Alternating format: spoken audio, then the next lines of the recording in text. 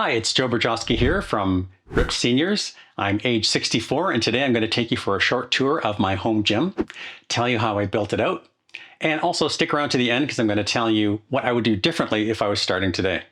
So come on with me through this door to my basement utility room, and I'll show you how we built it. Ignore the mess, because it's all here in the back.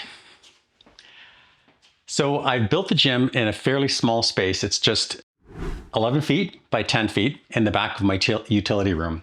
And how it all started was a purchase of a bunch of equipment from a neighbor who was moving. From him, I bought this low profile rack from Body Solid, this Body Solid bench, and an Olympic bar with a 300-pound barbell set. He sold it to me for $300. So for a pretty low price, I got the basic equipment I needed to start exercising. And I also purchased at the same time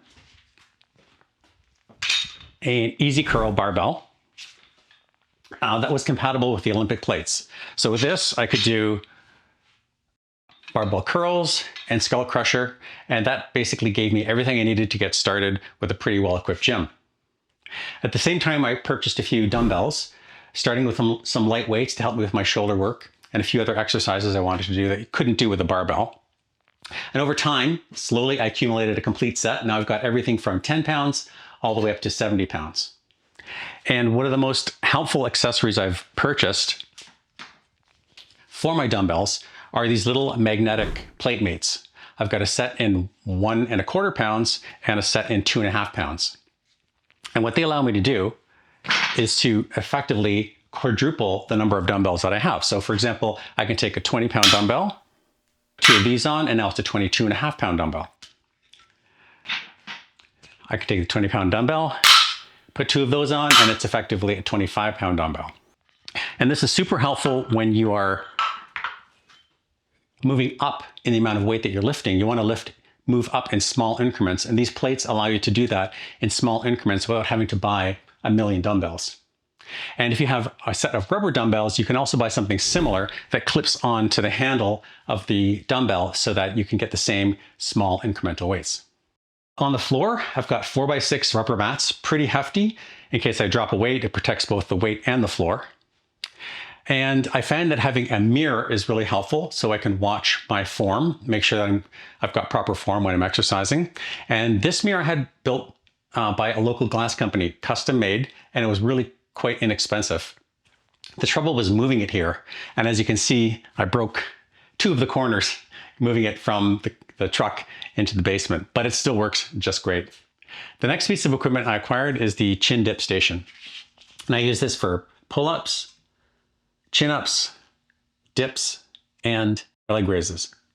When I'm doing dips, I also have a dip belt, so I can strap a 35-pound Olympic plate on here and add weight to doing those dips.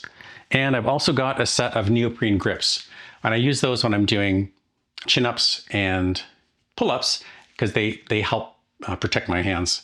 I've mounted a small television on the wall with a sound system, which allows me to either listen to music or watch YouTube videos, documentaries, stuff like that, which helps to engage my mind a bit sometimes when I'm working out. And one of the, I think, the most innovative things I did here was with the lighting, because I wanted to have bright, even light through the entire gym, but I didn't want the lights to take up any room, and I didn't want them to shine down on my face when I'm lying on the bench to do an exercise.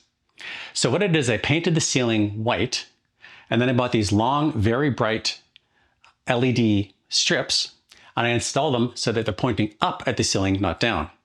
So what I get then is bright, diffuse light reflected down from the ceiling that creates this nice, even lighting in this room.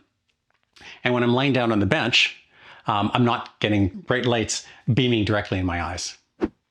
So what would I do differently if I was starting out today?